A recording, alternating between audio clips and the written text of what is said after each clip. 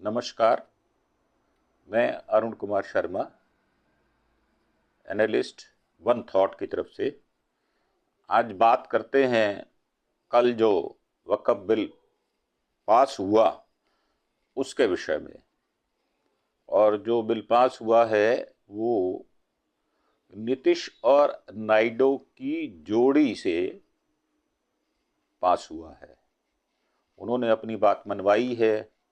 इससे मुसलमानों को क्या फ़ायदा है, क्या नुकसान है, सरकार क्यों राजी हुई है उनकी इन सब बातों से, इसके विषय में आज चर्चा करते हैं। 8 अगस्त 2024 को लोकसभा में पेश हुआ वक्फ संशोधन बिल और 2 अप्रैल 2025 को पेश बिल में काफ़ी अंतर था। इस अंतर को समझना पड़ेगा। मूल ड्राफ्ट में 14 बदलावों के बाद इसे दोबारा पेश किया गया है, जिसमें ज़्यादातर अहम मुद्दे जेपीसी में शामिल चंद्रबाबू नायडू और नीतीश कुमार के सांसदों ने दिए थे। जगदम्बिका पाल जो जेपीसी के चेयरमैन थे, उनको अगर ये बदलाव ना हुए होते तो कानून बनने के बाद वक्फ की संपत्तियों में बड़ी उथल पुथल मच सकती थी, ऐसी आशंका जताई गई थी। नीतीश और नायडू ने वक्फ संशोधन बिल पर मोदी सरकार से अपनी कौन सी बातें मनवाई, इसका क्या इम्पैक्ट होगा, क्या असर होगा इसका, और इसके पीछे की जो मुस्लिम राजनीति है, पॉलिटिक्स है, वो क्या है, ये जानने की हमें ज़रूरत है। तो जो पहला सवाल है वो ये है कि वक्फ संशोधन बिल में जो जेपीसी के कौन से 14 सुझाव शामिल किए गए हैं। तो इसका जवाब ये है कि 8 अगस्त 2024 को लोकसभा में वक्फ संशोधन बिल पेश हुआ था। इस पर विपक्ष के विरोध के बाद बिल का ड्राफ्ट संसद की 31 सदस्यीय ज्वाइंट पार्लियामेंट्री कमेटी मतलब जेपीसी को भेज दिया गया। जेपीसी में 19 एनडीए के सांसद, 11 विपक्षी दलों के सांसद और एआईएमआईएम के सांसद असदुद्दीन ओवैसी भी शामिल थे। 27 जनवरी 2025 को जेपीसी ने ड्राफ्ट को मंजूरी देकर जेपी में शामिल एनडीए सांसदों के सुझाए गए 14 संशोधनों को मान लिया था, स्वीकार कर लिया गया था, जबकि विपक्षी सांसदों के संशोधनों को खारिज कर दिया गया था। यह भी देखने वाली बात यह है कि सत्ता पक्ष जो है वो विपक्ष की बात मानना ही नहीं चाहता। 19 फरवरी को मोदी कैबिनेट ने इन्हें मंजूरी दे दी और 2 अप्रैल को 2025 को इसे फिर दोबारा से लोकसभा में किरण रिजिजू द्वारा पेश किया गया। वक्फ संशोधन बिल में शामिल जो जेपीसी के सुझाए गए 14 बदलाव हैं वो कौन कौन से हैं वो जानने की हम कोशिश करते हैं। वक्फ बॉय यूजर का प्रावधान कानून बनाने से पहले लागू नहीं था। वक्फ प्रॉपर्टी तय करने के लिए जिला कलेक्टर की जगह राज्य सरकारों का नामित अधिकारी होगा। वक्फ में 2 गैर मुस्लिम सदस्य अनिवार्य होंगे। इस गिनती में पदेन सदस्य शामिल नहीं है। जो पहले से ही नॉमिनेटेड सदस्य हैं वो शामिल नहीं है। वक्फ बोर्ड के सदस्यों में एक इस्लामी विद्वान स्कॉलर का होना जो है वो अनिवार्य होगा, कंपलसरी है वो। वक्फ ट्रिब्यूनल के एक सदस्य ऐसे होगा जिसे मुस्लिम कानून और न्याय शास्त्र का ज्ञान हो, मतलब उसने एलएलबी भी कर रखी हो और मुस्लिम कानून जो शरीयत वगैरह है उसकी भी नॉलेज उसको होनी चाहिए। वक्फ को संपत्ति दान करने के लिए कम से कम 5 साल से इस्लाम का पालन करना जरूरी है। इसमें अभी भी संशय बना हुआ है, हालांकि इसको क्लैरिफाई किया गया है कि गैर मुस्लिम को नहीं बनाया जाएगा। वक्फ के शामिल राज्य सरकार का ऑफिसर संयुक्त सचिव का होना चाहिए, मतलब वो डिप्टी सेक्रेटरी होना चाहिए, उससे कम रैंक नहीं होना चाहिए। किसी संपत्ति पर सरकार और वक्फ बोर्ड दोनों दावा करते हैं तो राज्य सरकार का नामित अधिकारी मामले को निपटाएगा, मतलब जो एसडीएम होंगे उनके पास एप्लीकेशन जाएगी। रजिस्टर्ड वक्फ संपत्तियों पर नए का नियम पूर्वव्यापी रूप से लागू नहीं होंगे। वक्फ बोर्ड काउंसिल में मुस्लिम महिलाओं और गैर मुस्लिम शामिल करने की संरचना बदली गई है, जो कि अनुचित है। केंद्रीय पोर्टल पर रजिस्ट्रेशन की समय सीमा 6 महीने फिक्स नहीं होगी, मतलब 6 महीने की जो सीमा थी, समय सीमा, उसको समाप्त कर दिया गया है। और 12वां है, विवादित संपत्तियों को तब तक सरकारी संपत्ति माना जाएगा जब तक नामित अधिकारी अपना अंतिम निर्णय, लास्ट जो डिसीजन है वो ना दे दे। और वक्फ प्रॉपर्टी 6 महीने के भीतर रजिस्ट्रेशन नहीं है रजिस्ट्रार के पास, तो वक्फ बोर्ड 6 महीने के बाद भी अदालत जा सकता है। 14वां है, वक्फ ट्रिब्यूनल के फैसलों को हाई कोर्ट में चुनौती दी जा सकेगी, जिसके लिए 90 दिन की समय अवधि निर्धारित की गई है, जो आमतौर पर जो कोर्ट के अंदर केस फाइल होता है वो भी 90 डेज के अंदर करना होता है। अब इन 14 में से कुछ प्रमुख बदलावों को समझते हैं जिन्हें जेपीसी में शामिल नीतीश और नायडू के सांसदों ने सुझाया। वक्फ बॉय यूजर प्रावधान को रेस्ट्रोस्पेक्टिवली नहीं हटाया जाएगा। इसका क्या मतलब है? इसका मतलब ये है कि अगर कोई संपत्ति लंबे समय से धार्मिक या चैरिटी में इस्तेमाल होती थी तो बिना औपचारिक दस्तावेज के भी उसे वक्फ माना जाता था। जैसे मस्जिदें वक्फ प्रॉपर्टी है, भले ही उसके पास वक्फनामा ना हो, इसे वक्फ बॉय यूजर प्रावधान कहा जाता है। जैसे कोई विधवा औरत रह रही है, कई सालों से रह रही है, ये उसके विषय में बात है। वक्फ संशोधन विधेयक के मूल ड्राफ्ट में इस वक्फ बॉय यूजर प्रावधान को रेस्ट्रोस्पेक्टिवली यानी कानून लागू होने से पहले से हटाने की बात कही गई है। इसका मतलब हर वक्फ प्रॉपर्टी जिसके पास वैध दस्तावेज नहीं है उन्हें वक्फ प्रॉपर्टी नहीं माना जाएगा जब तक कि उसके दस्तावेज जमा ना कराए जाएं। कांग्रेस सांसद इमरान मसूद ने कहा था कि लगभग 90% वक्फ प्रॉपर्टीज रजिस्टर्ड नहीं है। यह शंका जाहिर की उन्होंने। कानूनी एक्सपर्ट फैजान मुस्तफ़ा, वह बहुत अच्छे वकील हैं सुप्रीम कोर्ट के, और ये मुस्लिम मामलों के अंदर बड़ा हस्तक्षेप भी रखते हैं और ये बहुत लायक व्यक्ति हैं।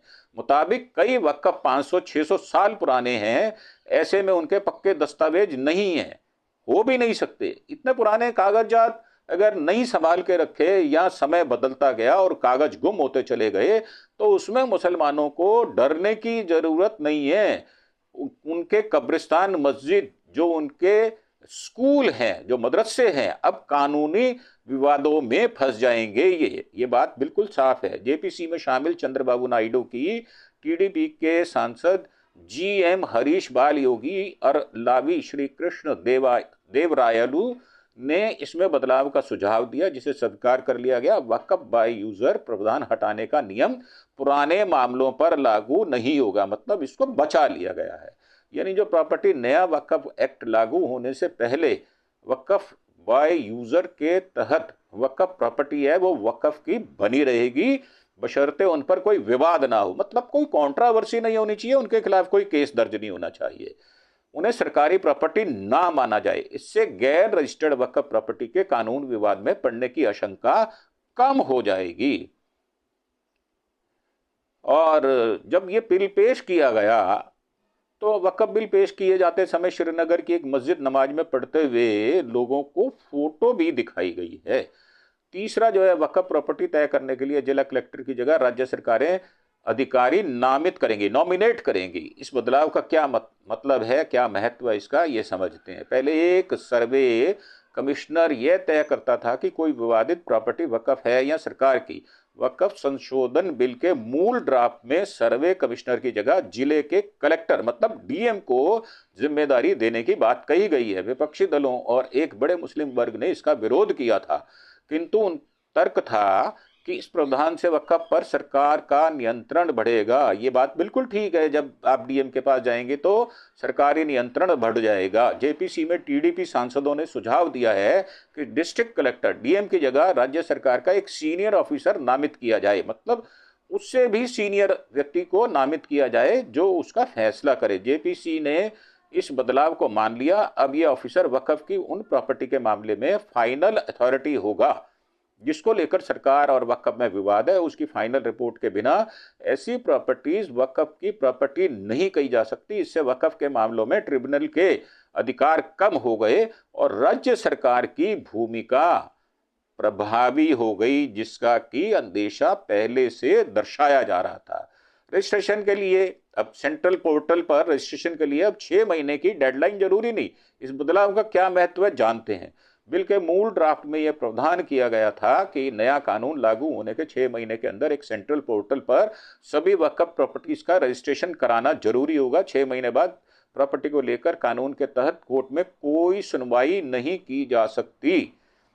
इसका मतलब है जेडीयू के सांसद दिलेश्वर कामैत ने इस प्रावधान में संशोधन का सुझाव दिया था, जिसे जेपीसी ने स्वीकार कर लिया। अब वक्फ ट्रिब्यूनल किसी वक्फ प्रॉपर्टी के रजिस्ट्रेशन की टाइमलाइन बढ़ा सकता है। उसके लिए प्रॉपर्टी के मुतवली यानी केयर टेकर को ट्रिब्यूनल के सामने इसकी उचित वजह बतानी होगी। हालांकि ये वजहें क्या हो सकती हैं और 6 महीने की टाइम लिमिट को कितना बढ़ाया जा सकता है, ये साफ नहीं है। इसे तय करने के लिए निर्णय जो है वो ट्रिब्यूनल पर छोड़ा गया है। 5वां, वक्फ ट्रिब्यूनल में अब मुस्लिम लॉ एक्सपर्ट होना जरूरी। ये बदलाव क्यों शामिल किया गया, इसको जानने की कोशिश करते हैं। वक्फ संशोधन बिल के मूल ड्राफ्ट में कहा गया था कि वक्फ ट्रिब्यूनल में एक जिला जज इसका चेयरपर्सन होगा और एक ज्वाइंट सेक्रेटरी रैंक का राज्य सरकार का एक अधिकारी शामिल होगा। एक सेक्रेटरी रैंक का मतलब है राजपत्रित अधिकारी, जिसके पास अधिकार लीगल भी होते हैं। इसमें सुझाव दिया गया है कि मुस्लिम कानून और मुस्लिमों के न्याय शास्त्र का जानकार व्यक्ति भी ट्रिब्यूनल का सदस्य होना चाहिए। वक्फ का कॉन्सेप्ट पूरी तरह इस्लाम की धार्मिक परंपराओं से निकल कर आता है, इसलिए ऐसे मामले में इस्लामी मामलों के जानकार के होने से विवादों के निपटारे में आसानी होगी। ये बात बिल्कुल ठीक है। इस बदलाव को स्वीकार कर लिया गया है। 6ठा जो है, वक्फ बोर्ड में 2 से ज्यादा गैर मुस्लिम सदस्य हो सकते हैं। इसके क्या मायने, इसको समझने की कोशिश करते हैं। बिल के मूल ड्राफ्ट में यह प्रावधान था कि राज्यों और सेंट्रल वक्फ बोर्ड में कम से कम 2 सदस्य गैर मुस्लिम सदस्य होंगे। जेपीसी ने इस प्रावधान को जस का तस रहने दिया। साथ ही यह भी कहा गया है कि दोनों नॉन मुस्लिम सदस्य एक्स ऑफिशियो मेंबर यानी पदेन सदस्यों के अलावा होंगे। पदेन सदस्य मुस्लिम भी हो सकते हैं और नहीं भी हो सकते, बस यही गड़बड़ है। अगर ये पदेन सदस्य नॉन मुस्लिम होते हैं तो जेपीसी की मंजूरी के बाद बोर्डों में कुल गैर मुस्लिमों की संख्या 2 से ज्यादा हो जाएगी, जो कि बहुत खतरनाक है मुस्लिमों के लिए। सवाल नंबर 7, क्या मोदी सरकार नायडू और नीतीश के सुझाव मानने को मजबूर है? ये देखना पड़ेगा इसको राजनीतिक दृष्टि से कि क्यों मजबूर हुए वो, क्योंकि उनकी सरकार 2 बैसाखियों पर चल रही है जिसका नाम नीतीश और नायडू है। बीजेपी की अगुवाई वाली केंद्र सरकार 2 वजहों से टीडीपी और जेडीयू के सुझावों को दरकिनार नहीं कर सकती। वक्फ बिल को पास कराने के लिए सरकार को लोकसभा राज्यसभा में सामान्य बहुमत की जरूरत है, जो लोकसभा में बहुमत 288 और 232 विपक्ष के उससे ये मान लिया गया है। इसको पास करा लिया गया है लोकसभा से। एनडीए की केंद्र सरकार में बीजेपी को अपने दम पर बहुमत नहीं हासिल। जिन सहयोगी दलों के दम पर सरकार बनी है उसमें टीडीपी और जेडीयू के शामिल सबसे ज्यादा सीटें हैं, 294 टोटल, जो भारतीय जनता पार्टी समर्थित हैं। परंतु इसमें जो पक्ष में वोट आए वो 288 आए हैं और विपक्ष के 234 थे, जिसमें 232 वोट उनको मिले थे। राज्यसभा में 236 हैं। आज पेश किया जाएगा 1 बजे बिल, देखते हैं क्या होता है। उसमें बीजेपी के 115 और 6 बाहरी लोग हैं, 121 और 85 कांग्रेस समर्थित हैं और 30 सदस्य और भी हैं जिनका बहुत महत्वपूर्ण पार्टिसिपेशन हो जाएगा। बिल पास कराने के लिए जरूरी सांसदों का समर्थन जो है वो 119 है, जो कि उनके पास है। अब सवाल नंबर 8 है, नीतीश कुमार और चंद्रबाबू नायडू मुस्लिमों को क्यों साधना चाहते हैं? इसका राजनीतिक कारण है। इसकी वजह बिहार और आंध्र प्रदेश की राजनीतिक स्थितियां हैं। बिहार में इसी साल विधानसभा चुनाव होना है। बिहार में इसी साल विधानसभा चुनाव 2023 के जातिगत जनगणना के आंकड़ों के मुताबिक राज्यों में 17.7% मुस्लिम हैं। बिहार में सरकार बनाने के लिए इस वोट बैंक को नजरअंदाज नहीं किया जा सकता, अर्थात इनके बिना नीतीश बाबू सरकार नहीं बना पाएंगे। सीएसडीएस लोक नीति के पोस्ट पोल सर्वे 2020 के मुताबिक आरजेडी और कांग्रेस के महागठबंधन को 75% मुस्लिम वोट मिले थे। वहीं बीजेपी और जेडीयू वाले एनडीए को 5% और चिराग पासवान की एलजेपी रामविलास को 2% मुस्लिम वोट मिले थे। बिहार विधानसभा 243 में से 32 सीटों पर 30% से ज्यादा मुस्लिम वोटर जो है वो प्रभाव डालते हैं और सीटों का बहुमत जो है वो 122 है। सीटों का आंकड़ा हासिल करने में मुस्लिम मददगार होते हैं। 32 में से 7 सीटों पर बीजेपी लगातार 3 बार से ज्यादा जीतती रही है। 2020 में चुनाव में बीजेपी 12 और जेडीयू 6 मुस्लिम बहुल सीटें जीती थी, जबकि कांग्रेस आरजेडी को 5-5 सीटें मिली थी। जानकारों का मानना है कि बिहार चुनावों के मद्देनजर जेडीयू मुस्लिम वोटरों को नाराज नहीं कर सकती, इसलिए वह ऐसा कोई मौका नहीं छोड़ती जहां उससे मुस्लिम वोटर को साधने की आवश्यकता महसूस होती हो। आंध्र प्रदेश में टोटल 75% मुस्लिम टीडीपी के वोटर हैं, मतलब तेलुगु देशम के, चंद्रबाबू नायडू के। आंध्र में चंद्रबाबू नायडू की अगुवाई में टीडीपी और बीजेपी जेएसपी की गठबंधन सरकार है आज की डेट में। इस अलायंस को 2024 में 175 में से 147 सीटें मिली थी। ये देखने वाली बात ये है, आंध्रा में करीब 75 लाख यानी कुल आबादी के करीब 9.5% मुस्लिम वोटर्स हैं। इसको अगर ऐसा मान लिया जाए कि 10% मुस्लिम वोटर हैं टोटल का, करीब 20 सीटों पर 15 से 20% मुस्लिम वोटर्स हैं। मीडिया रिपोर्ट्स के मुताबिक 2024 के चुनाव में पूरी प्रदेश में कुल 75% मुस्लिम वोट अकेले टीडीपी को मिला था, जिसकी वजह से उनकी सरकार बन गई। बीजेपी के साथ गठबंधन के बावजूद टीडीपी इस वोट शेयर को लूज नहीं करना चाहती, इसलिए वक्फ बिल के मामले में नायडू ने जमाते इस्लामी हिंद और मुस्लिम पर्सनल लॉ बोर्ड से मुलाकात की और कानूनी एक्सपर्ट से भी चर्चा की, विचार विमर्श किया था। कहा जा रहा है कि टीडीपी के प्रभाव के चलते ही जेपीसी ने वक्फ बोर्ड में गैर मुस्लिम मेंबर शामिल करने का निर्णय केंद्र के बजाय राज्य सरकारों पर छोड़ दिया है। जो 32 बोर्ड राज्य के हैं उनके ऊपर छोड़ दिया गया, क्योंकि आंध्र प्रदेश में मुस्लिम इस नियुक्ति का विरोध कर रहे थे। तो ये थी हमारी पेशकश आपके लिए, आपको अपडेट कर दिया गया है। अगर आज राज्यसभा से यह बिल पास हो जाता है तो उसके विषय में भी एक वीडियो और बनाया जाएगा और आपको जानकारी उपलब्ध कराई जाएगी। अंत में एक छोटी सी रिक्वेस्ट कि जो भी मेरे भाई मेरी इस बात को सुन रहे हैं, मेरे चैनल को देख रहे हैं, तो मेरी पर्सनल एक रिक्वेस्ट है पोलाइट, कि मेरा जो चैनल है अरुण के शर्मा एनालिस्ट वन थॉट, उसको सब्सक्राइब जरूर करें भाई साहब। बहुत कम सब्सक्रिप्शन मिल रही है, और इसको लाइक भी करें। और अगर आप मेरी बात को से सहमत हों, जो मेरी प्रेजेंटेशन है, तो इसको शेयर भी करें ताकि हमें उत्साह मिले और आपको जो ज्वलंत मुद्दे होते हैं करंट के, उनके ऊपर पूरी इंफॉर्मेशन हम उपलब्ध करा पाएं। जय हिंद, जय भारत।